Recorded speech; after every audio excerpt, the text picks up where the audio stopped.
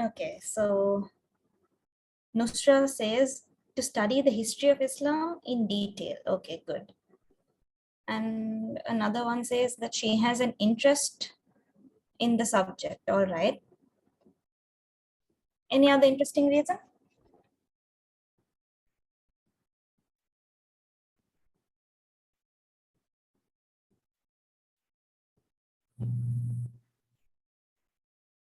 Learn more about Islam. All right. Basically, you love studying history. Okay.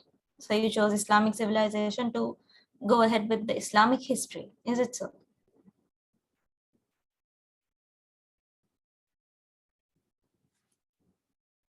All right. All right. Okay.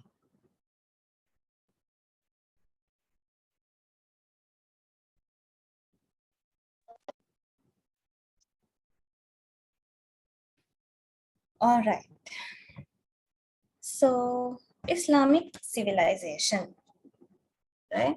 So talking about my journey with it, right? So I was a student some time back, right? So I chose Islam. So I was basically interested in subjects like Islam, Arabic, stuff like that. So I went ahead with Islam, Arabic, and another subject, right?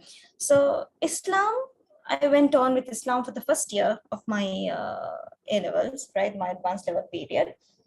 And then it went on and on about things that you already know about.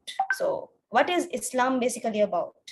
Any idea meaning, like what is the content of Islam about? Now you just after O levels, right? So what do you mainly learn about under Islam? Yeah,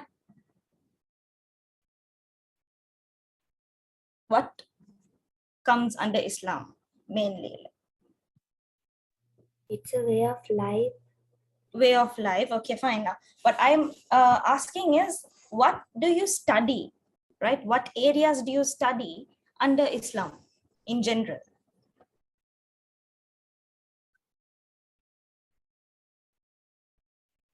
Hmm? Aqidah. Akida. All right, good. What else?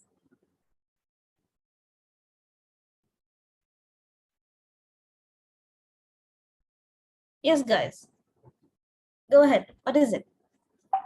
Iman, Amal, right? So if you want help, it's more about Salah, Zakah, Saum, Hajj, right? So yes, you need to know about that, right? So for me personally, right, it was more like repetition again, right? Now Salah, Zakah, Saum, and Hajj, right? And all the other basic stuff like the articles of the pillars of Iman, the pillars of Islam, right? So this seemed more like repetition. So I was a student who wanted to learn new things, right, in Islam, because Islam is not just about that, right? Islam is not just about praying, right? You have to pray. That's the most important segment.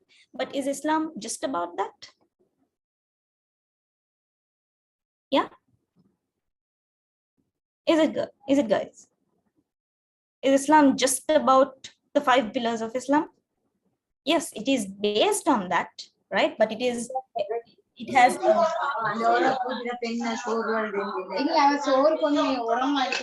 right. Right. Okay. So, girls, please make sure that you are on mute if you are not talking anything in relate to the lesson. All right. Okay.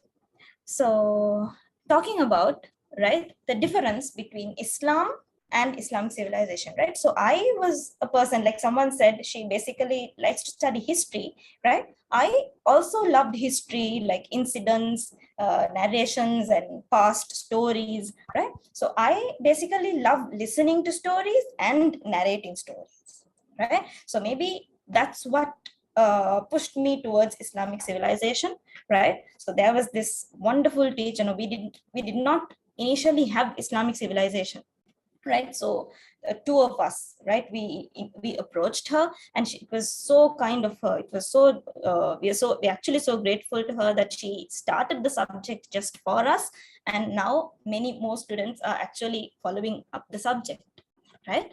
So to be honest, right, we studied, we did the subject, right, we covered the 2.5 years syllabus, right, in just 1 year, right? Because as I told you, I started off with Islam first, right? So because of my interest towards stories and historical events and stuff, right, that was what pushed me towards Islamic civilization, right? And we had very less time, and as all of you are aware of, are you or are you not, I'm not sure, that the English medium, right, even though the examination is available in the English medium, right, the resources are very less, right? It is today, right? In the past years and today you have, but when I did, we hardly had anything in English, right? So we went through so much, like getting hold of Tamil resources and translating it into, the language we needed, right? But at the same time, it was so much fun, right? Because we were doing something that we loved, right? So yeah. So what more about Islamic civilization, girls? Now you all say that Islamic civilization is about history, right? What more? How else can you describe the subject? Hmm? How else? Yes.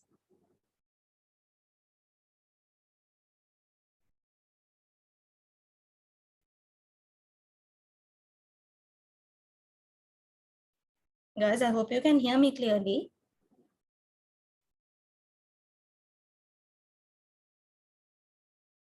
Right, okay. So another thing that I would like to tell you, right, tell you guys, is that this is not a subject where I go on talking, right, where I keep on, telling a set of formulas and equations and stuff where you pay attention to, right? Yes, you need to pay attention, but here in Islamic civilization, right, we need a lot of interaction, right? We need a lot of discussion to take place, right? I always love two-way talking, right? I talk and you also put in your opinions, right? You also put in your thoughts about the content that we're discussing on that day, right? So this has to happen.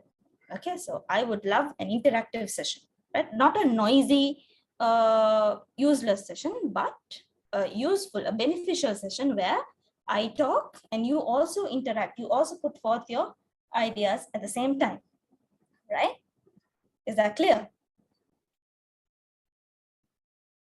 Okay, so Shafnaz says it's more about wars, incidents, caliphs, the Quran and its compilation. All right. Okay, good. Yes. Did someone say anything? All right. Then someone else says that it's about believing that Allah is the only one to follow and following the footsteps of Prophet, right? Okay, so this is the base, right? The oneness of Allah and the footsteps of Prophet Muhammad sallallahu alaihi wasallam is like the base of Islam as a whole, right? So everything else is built upon this foundation, right? All right.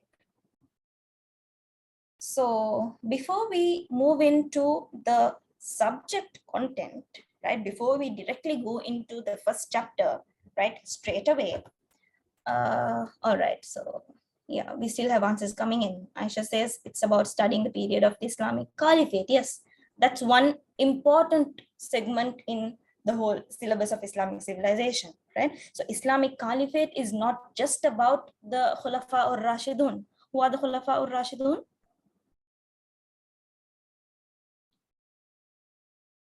I hope you know who the Khulafa ur-Rashidun are. Was it only Abu Bakr radiallahu anh? The first four, exactly, right? The four caliphs, right? The rightly guided caliphs, right? The first four, namely Abu Bakr radiallahu anh, Umar radiallahu anh, Usman radiallahu anh, and lastly, Ali radiallahu anhu, right? Okay, so that's not just about Islamic Caliphate. So soon after the Khulafa al-Rashidun, we had another major, family, or rather a monarchy ruling the Islamic kingdom, right? And then that family comes to a decline, and then another dynasty takes over. So this is just like history, girls, right? History where kings defeat wars, right? You capture another country, you expand your territory, right? Islamic history also had such interesting stuff, right? So it's going to be so much fun. We're going to learn about all that, inshallah, right? Okay, so studying about, Neha says that it's about studying the Islamic culture and civilization. Yes, of course, right? So Hamdan has asked about the difference between Islam and Islamic civilization. Yes, we discussed about that, right?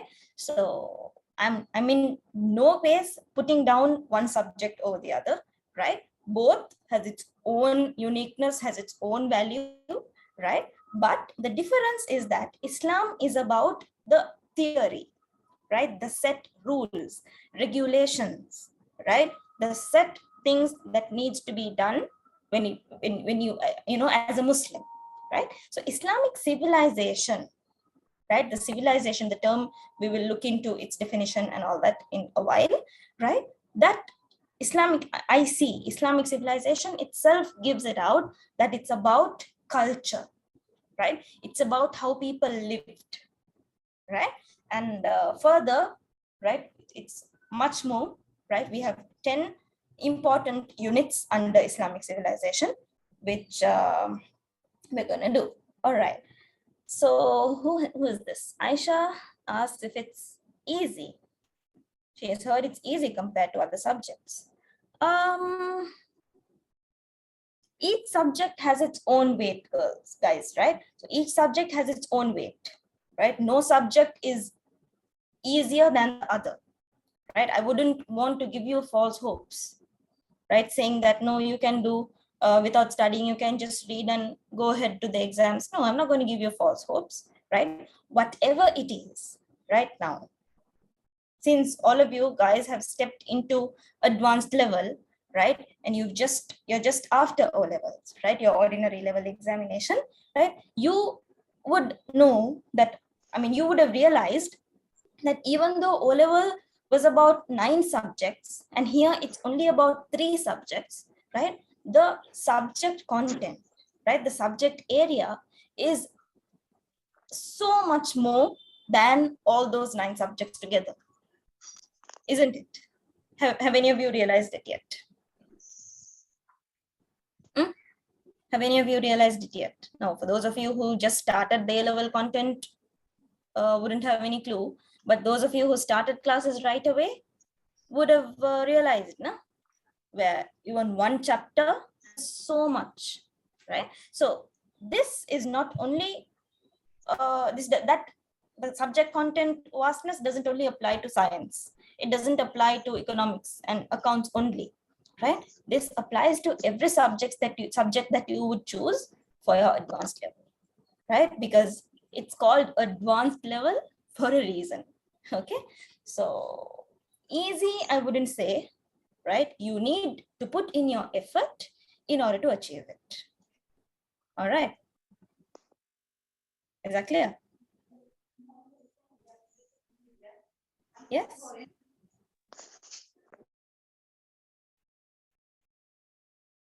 Okay, all right.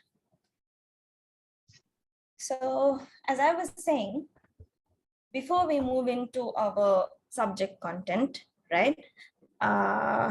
This is what I generally do right now when I've been teaching O levels for the past few years, right? First of all, I introduce to them the format of the paper, right? The structure of the paper, right? So that when I start off with chapter number 1, right, every paragraph I do, every little segment that I do, I connect it to the question that you could get for your exams, right? So every sentence that you read would seem important to you. You wouldn't neglect anything, right? So first of all, we will look into the structure of the paper, right? So because as I told you, when we start off with our subject content with our first chapter, inshallah, right? I would want you to look at every paragraph. I would want you to look at every topic and understand it to yourself and grasp it into yourself, right? With the thought that you're going to put that out into the answer in your examination. All right.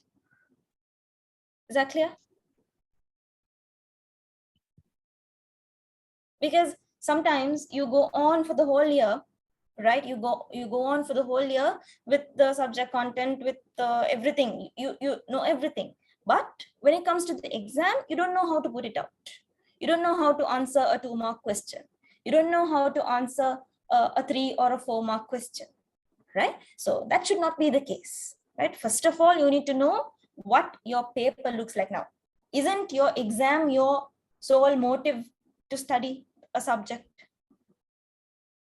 Right now, you know, I mean, the thing in the back of your mind is that in the end of the next 2 years, I'm going to face my advanced level paper for Islamic civilization. And that's why you are studying the 10 chapters, aren't you? Yes or no? Yeah.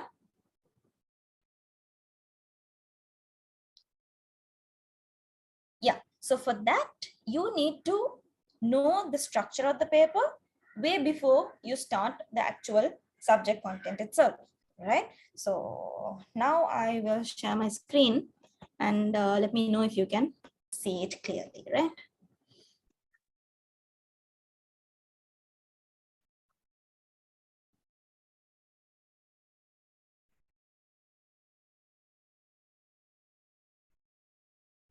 Can you see it?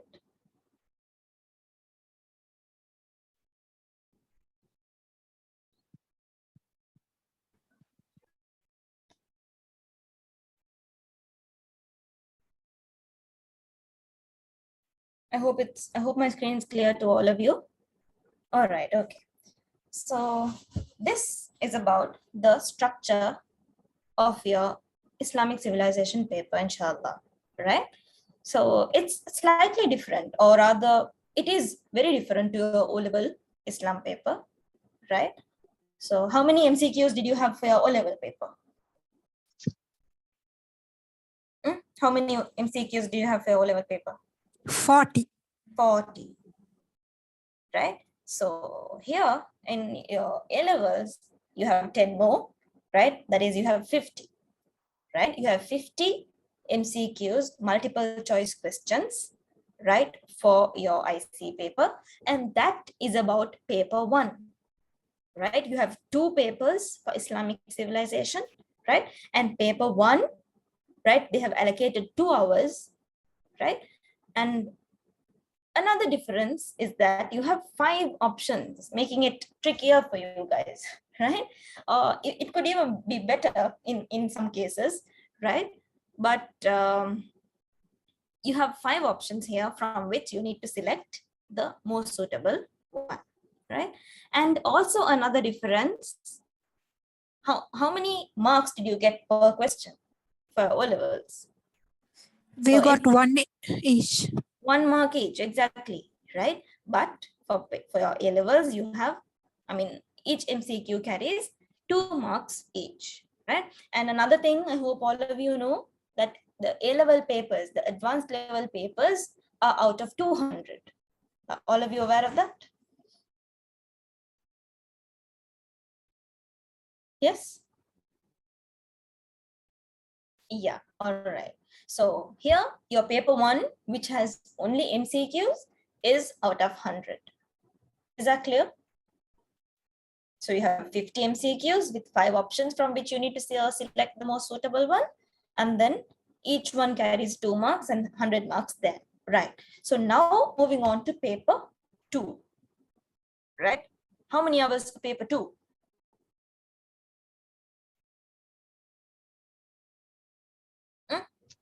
3 hours. You have a whole 3 hours for paper 2, right?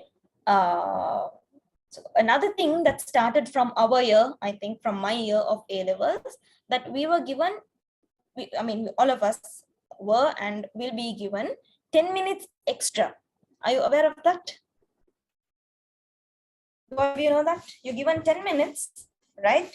Extra to go through your paper, to read the questions, right? To get thorough with the questions, right? Because my advice, right, or rather all teachers advise the students to do this, right? That is, first of all, read the paper, right? Read the paper, read from question number 1 to the last, right? Now, MCQs, you can't do that, right? Because you'll be wasting a whole lot of time. But for paper 2, you need to read because you're given 10 minutes, make use of that time, right? You make use of that time, you read through the questions, right? And then now here you have to choose, right? So we'll go one by one there, right? So paper 2, time 3 hours. This paper consists of 2 parts, right? This paper is further divided into 2 parts. That's part 1 and 2, right? So talking about part 1, right? It consists of 3 structured essay type questions, right? Structured essay type questions meaning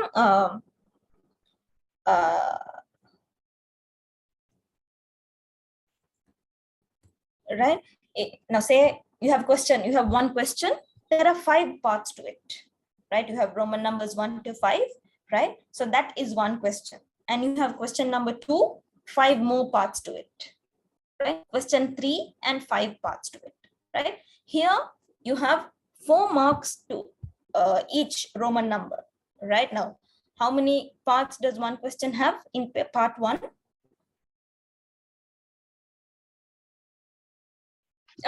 How many questions in part 1 per question?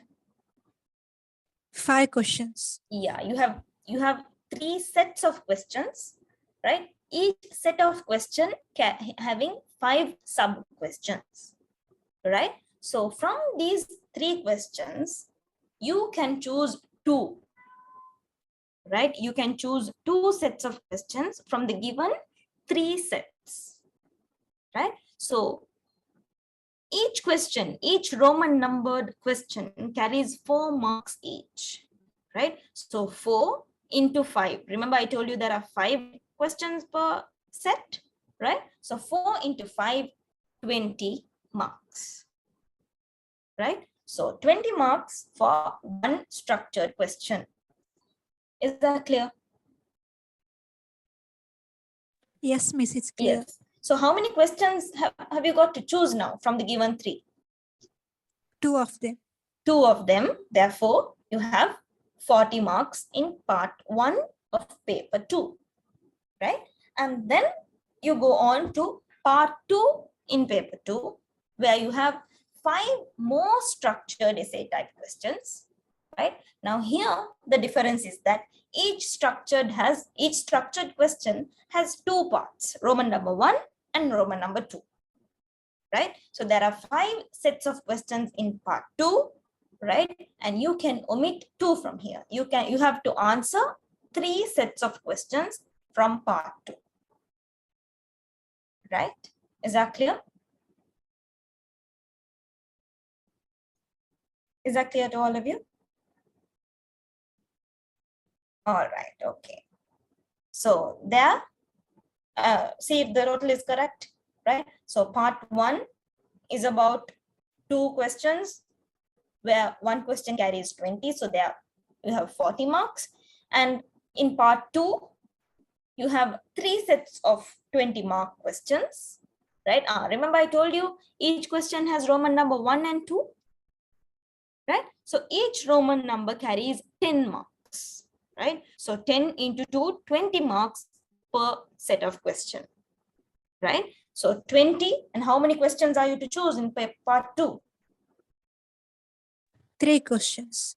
3 questions, right? So 20 into 3 would be 60. So 60 plus 40, you get another 100, don't you?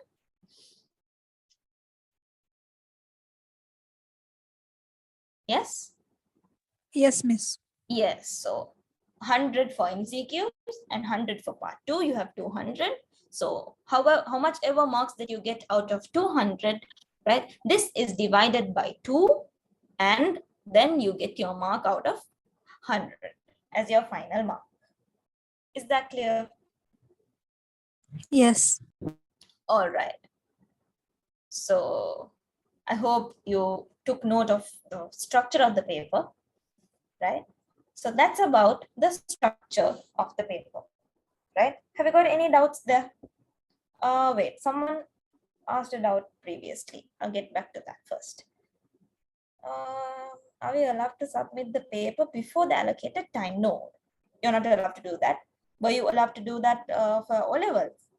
I don't think so, right? Even if you finish the paper, right, which I highly doubt you would for advanced levels, because there is so much to write, right? There is so much to write. So do we have students who did English literature for their O levels? Yeah. So how much did you write for a 10-mark question? Was it just a paragraph? Was it just one page? It was much more, wasn't it? Yeah.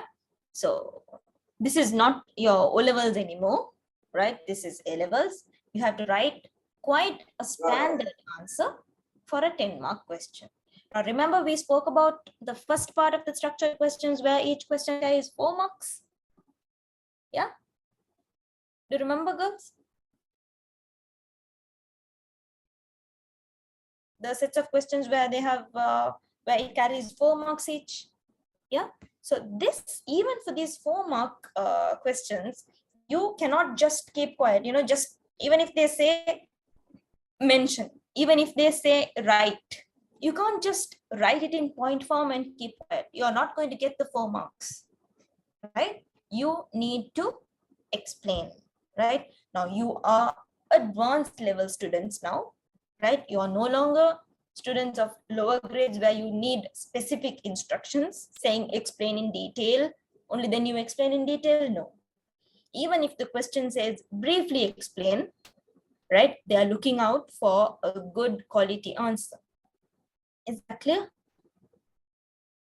Right? So with time, we will discuss as to how your answer needs to be formed up, right, for structure. We will focus more on the structured part of the paper, right, more than MCQs, because MCQs, if you know the fact, if you know the date, for example, you go ahead and underline.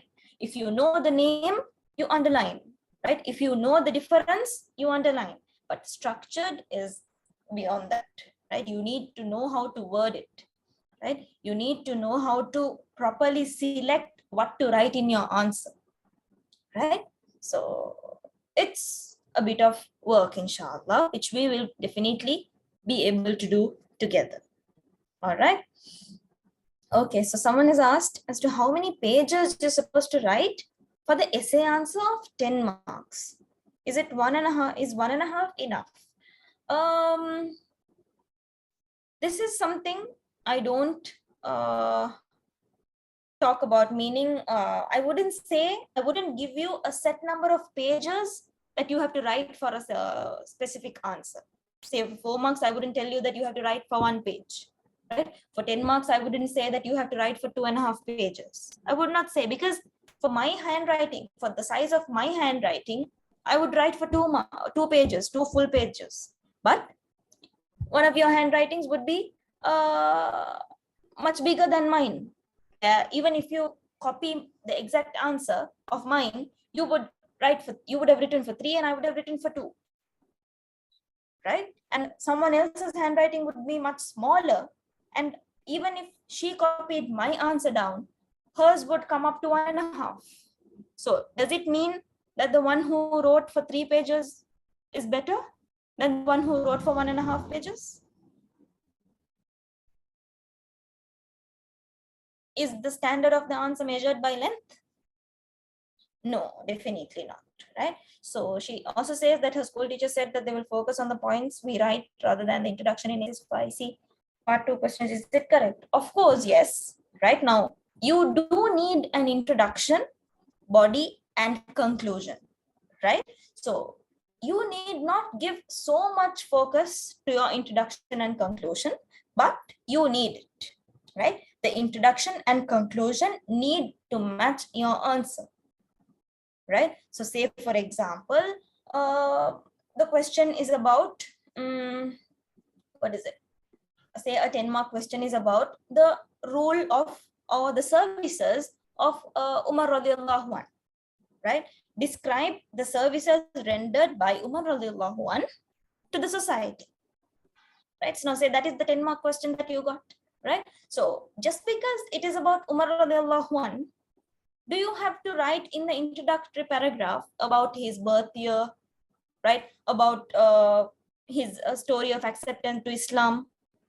Do you need to write every little detail about him in your introduction?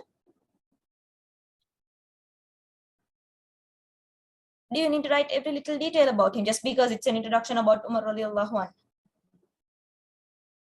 Yes or no?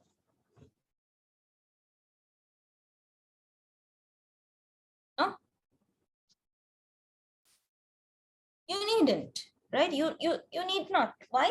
Because the question is asking about the services rendered by Umar radiallahu anh to the community or to the Islamic community or the society, whatever it is, right? So you write about Umar radiallahu anh, say for example, his full name and his rule, right? And then mention a bit more about how hardworking or how or what and what he did, right? In a sentence, and then conclude your introductory paragraph by saying, right, let us look into detail about his services rendered toward the society, right? And then one by one you list and explain. Is that clear? Right? And then you get the conclusion, the concluding paragraph where you say, by the above services that has been rendered, right, or by the above mentioned points, right, we clearly understand or we clearly get know, right, the services rendered. Now this is the way I could word. Now I myself would word a sentence in different time, in different ways at different times, right? So it's in your style of writing as to how you would word your answer. Is that clear? Right? So yes, you have the examiner or the one who will mark will definitely focus on the points that you write, right? More than the number of pages that you would write for an answer. Is that clear? Is that clear, guys? Hmm?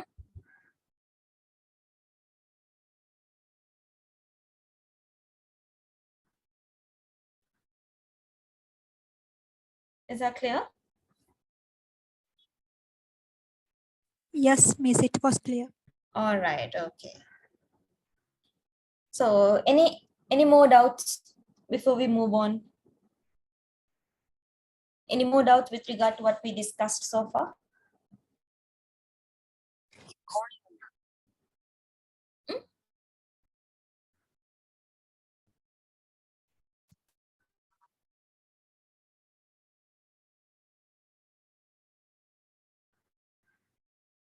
All right, okay. So how many of you guys have already started with Islamic civilization in maybe your schools or wherever it is? How many of you have already started with the content?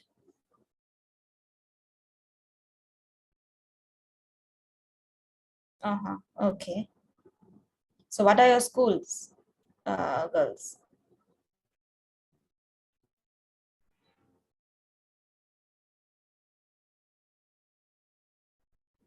Right. So Aisha Naiza, Nurul, Farha Farooq. So you've already started. All right, okay.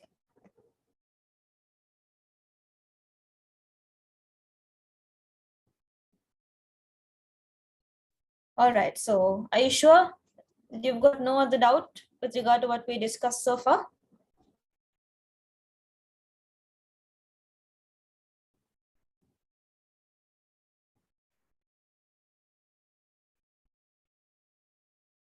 Yeah?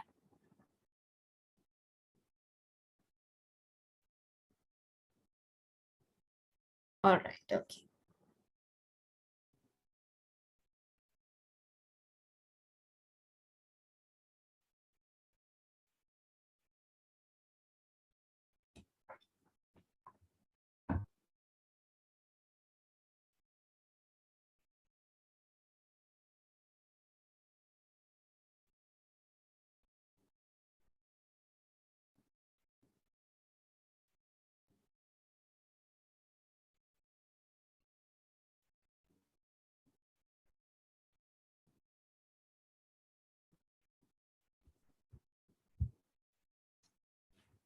All right, so starting off, guys, it would be best.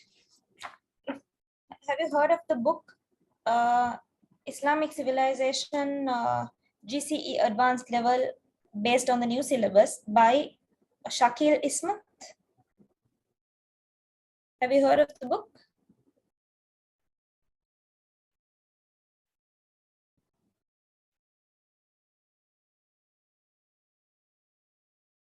Have you heard of the book compiled by Shakil Ismat? No, Miss. All right, okay. So I would be best if you guys could buy this book, right, in order to continue with our classes, inshallah, right? Because I read through, right, and alhamdulillah, y'all are blessed to get some such resources, right, handy. So I think there are two books, one for grade 12 and one for grade 13. I just came across this book a few days back, right? And yeah, okay. So Miss, from where Yep. can we afford it? You can, I mean, it's available. I'm not very sure, but I think it would be available in Islamic Book House or in, I have not checked, but I'm also hoping to check at Al Amhar Bookshop, Dehiwala. Okay, Miss, thank you. Yeah, inshallah. I'm also hoping to check. I'm also not very sure of that, but I also still managed to get hold of the first book that is for grade 12, right? I have, so inshallah, right?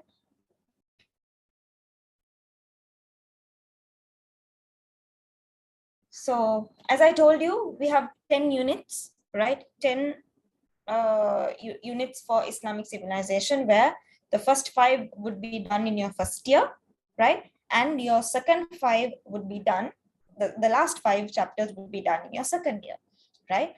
So starting off, right, we will start off in a couple of minutes, right? So yeah, the topic is the emergence and growth of Islamic civilization, right? So we will start in 2 minutes, all right?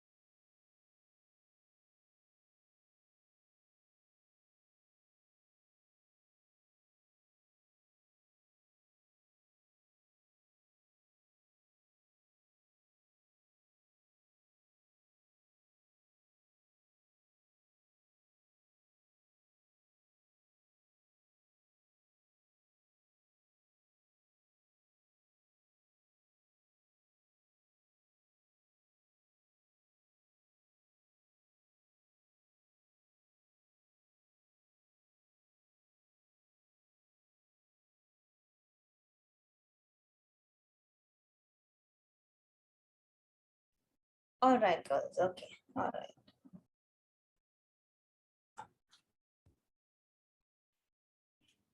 So as I told you, first of all, we're going to talk about, right, the subject title, that is Islamic civilization, right? So first of all, under this content, right, under this topic, right, we need to talk about something called religion, right? Now, let her keep aside Islamic civilization, right? Take civilization in general, right? Where have you heard of this term before? Where have you heard of the term civilization before? In history, History, very good. Yeah, so what do you know about a civilization?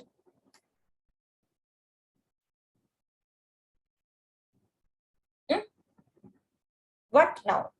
Well, you should have some idea about something. Right now, all of you, I'm sure, would have pursued in the English medium. So talking about the definition of civilization, what do you know about it? Hmm? Guys, now, as I already told you, we need to interact, we need to discuss, right? So those of you who's done, right, would know. Now, those of you who have not done also get to know that a term does not have a fixed definition, right? You would have come across like saying Mahatma Gandhi says so and so about this term, right? Ibn Khaldun says such and such about this term, right? Amir Hassan Siddiqui says about a civilization in this aspect, right? So just like that, right? We need to interact. We need to discuss as to what each term could mean, right? Only then we can make it a good beneficial session for us, right? So if I go on talking and talking and talking about something, it's going to be boring, right? And I don't want that to happen. All right. So yes. So what, again, repeating my question, what do you know or what do you understand about civilization? Hmm?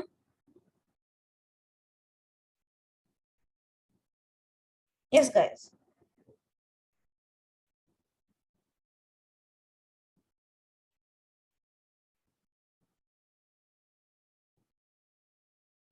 You've not heard of the term before?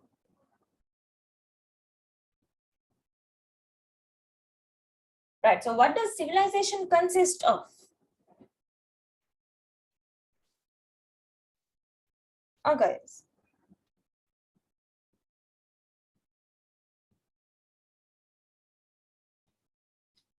Now, all of you told me earlier, right, that Islamic civilization is about cultures and about such and such. So, what is it?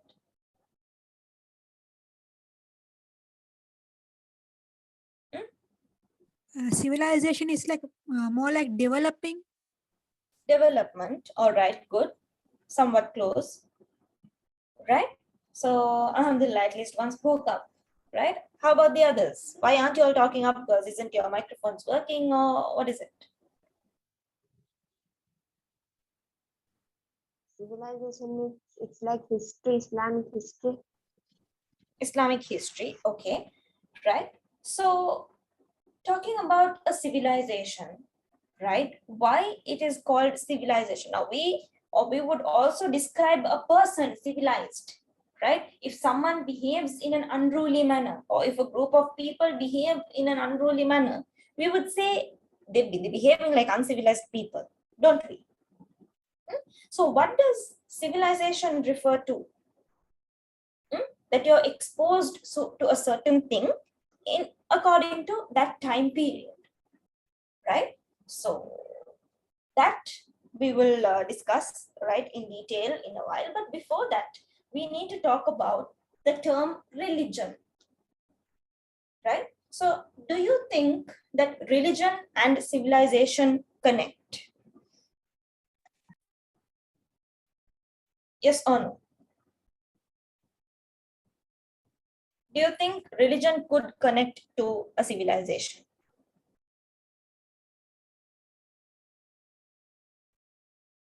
Yeah.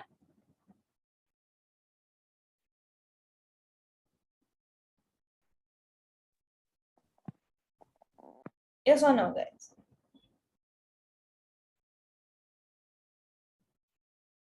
Okay, now talking about what religion is, what do you think religion is? Right? So, religion is a set of moral, right? A set of moral which a person needs to follow in order to develop his or her spiritual aspect. Yes or no? What do you mean by spiritual aspect? What do you mean by spiritual aspect? Your relationship with religion, your relationship with God, right? Your religious aspect is also called a spiritual aspect, right? So, how else would you describe religion? Now, here we have Mahatma Gandhi, right? A statement of Mahatma Gandhi says that religion is a moral basis for all the activities of mankind, right? So, if you consider yourself, your individual self, right? We do so many things in life, in our day-to-day activity, right? But at the end of everything, don't we try to relate everything to Islam? Don't we try to relate everything that we do, right? The basic things like eating, drinking, right? Behaving, right? Even sleeping. Isn't everything connected to Islam? Hmm? Isn't every activity of man related to Islam, girls?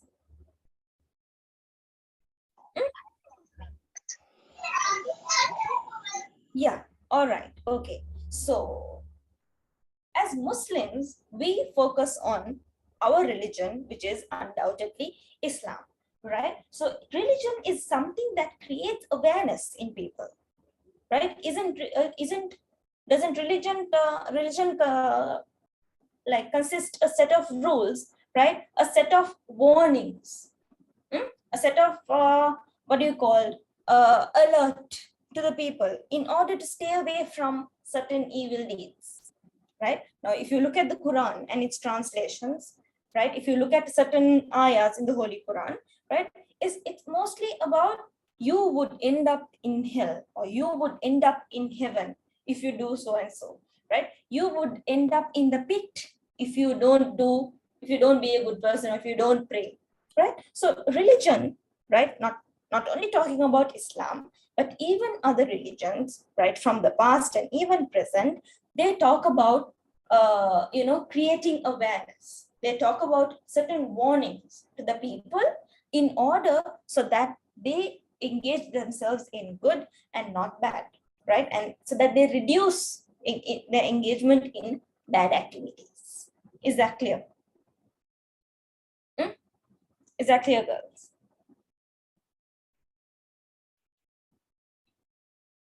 Right? So Islam talks about one God, right? Now, have you heard of the terms monotheism and polytheism? Have you heard of the terms monotheism and polytheism? Yes, Miss. Yeah. So what do you mean by monotheism? Monotheism is only worshipping oneness of Allah. One God, exactly. Oneness of Allah. Mono means one, right? Polytheism refers to shirk. Yes or no? Polytheism refers to shirk, right? So in the past and even today, there exists a lot of religions, uncountable, right? Where some religions talk about monotheism, some religions talk about polytheism, right? And there again, amongst all that, we have Islam, the religion of peace, which talks about monotheism or polytheism. What does Islam talk about? Islam talks about monotheism. What is another word, another Arabic term that denotes monotheism or the oneness of Allah? Aqidah. Aqidah is the belief in this oneness. What is that term given for oneness? Tawheed. Exactly. Very good.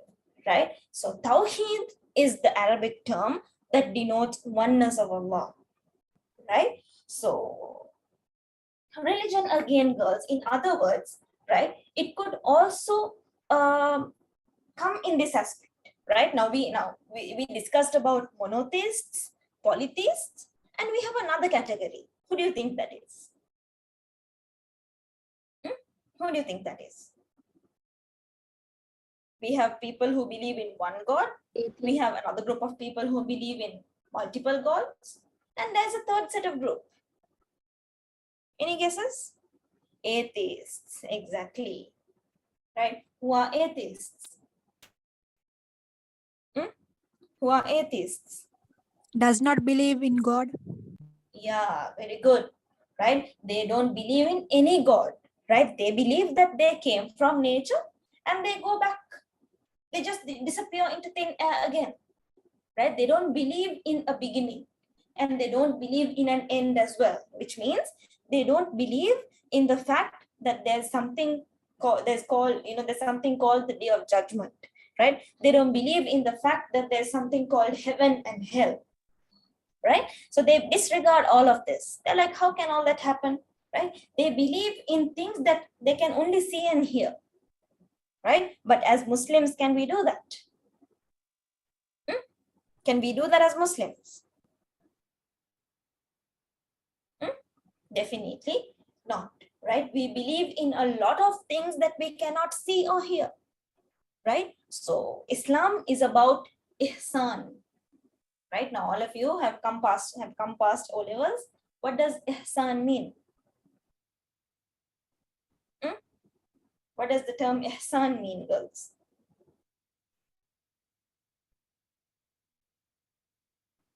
Any idea? Good. Sorry, Husna? Good. Good. No, I don't think so. Remember that incident when Prophet Muhammad was seated, right? And angels come in disguise of perfect, beautiful young men, right? They come and they sit, right, very close to the Prophet ﷺ, and they ask 3 questions from Muhammad ﷺ, right? What is Iman, what is Islam, and what is Ihsan, right? So in that we know what Iman is, we know what Islam is, right? What do you think Ihsan means? It is like we worship Allah as He sees us and we see Him. We don't see Him, right? Good, Shafnaz, right? So we have to believe in the fact that even though we cannot see Allah subhanahu wa ta'ala, He can see us perfectly, right? He monitors us perfectly, right? We cannot see Him, but He can see us. Therefore, we worship Him. This aspect is only called ihsan. So isn't Islam based on ihsan totally? Isn't Islam based on ihsan, girls?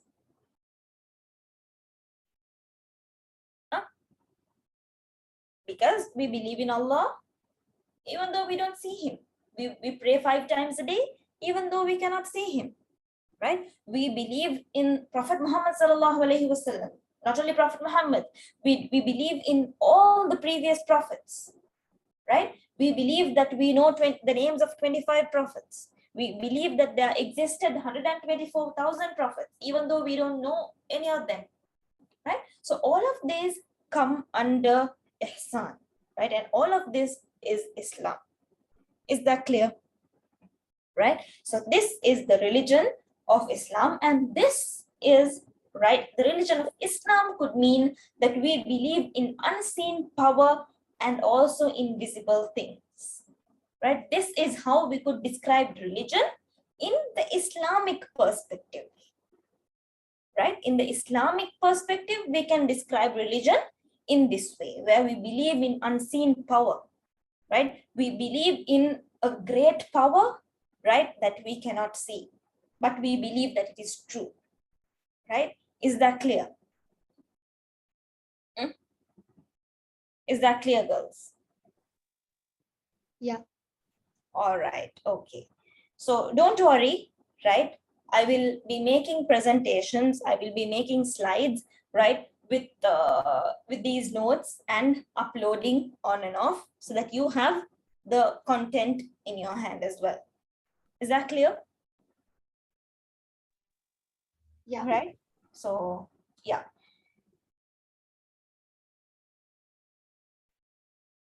So now we have to move on to two other important terms, right? When it comes to studying Islamic civilization, right? Now you all told me that Islamic civilization is about culture, is about the Islamic culture that we study, isn't it?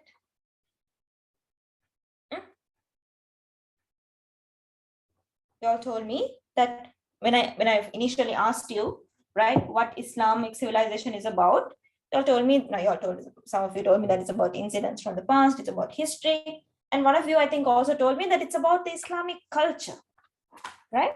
So when you told culture, right, what do you mean by culture?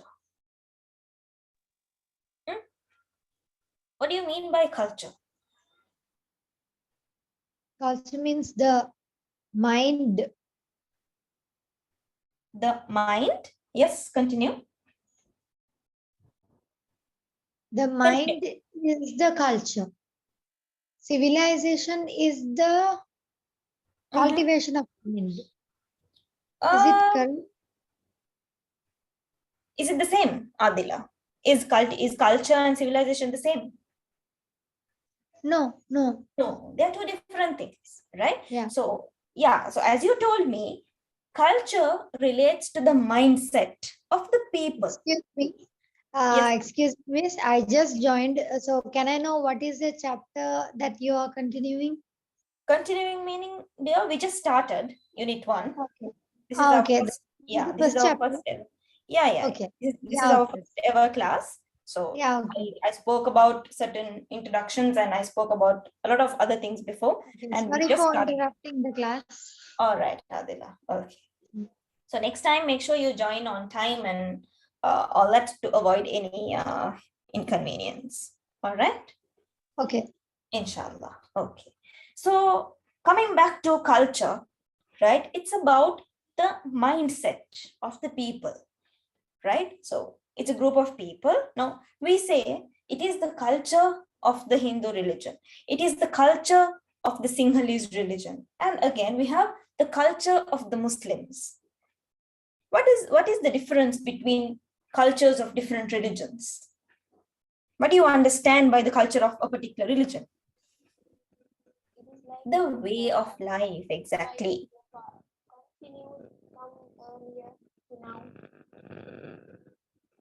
I'm afraid we can't hear you clearly, Hasna.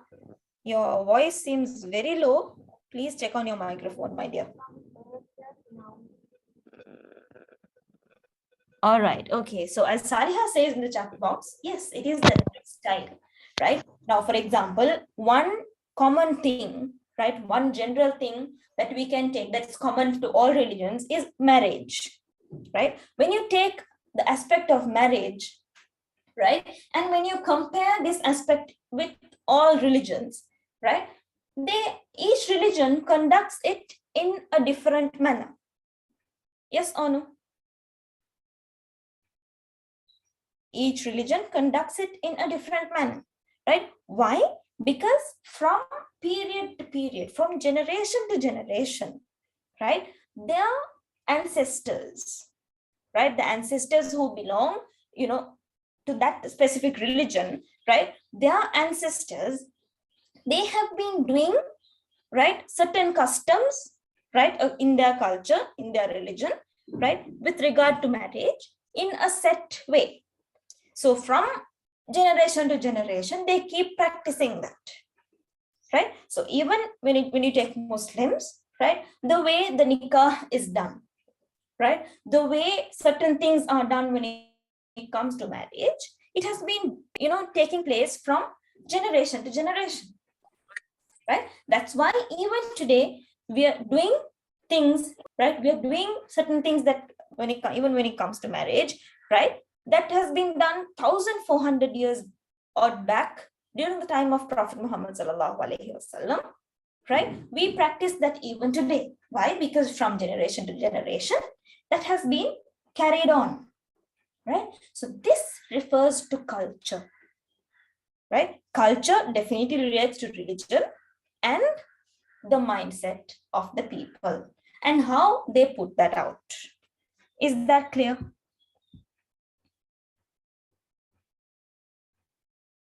Is that clear to all of you? All right. Okay.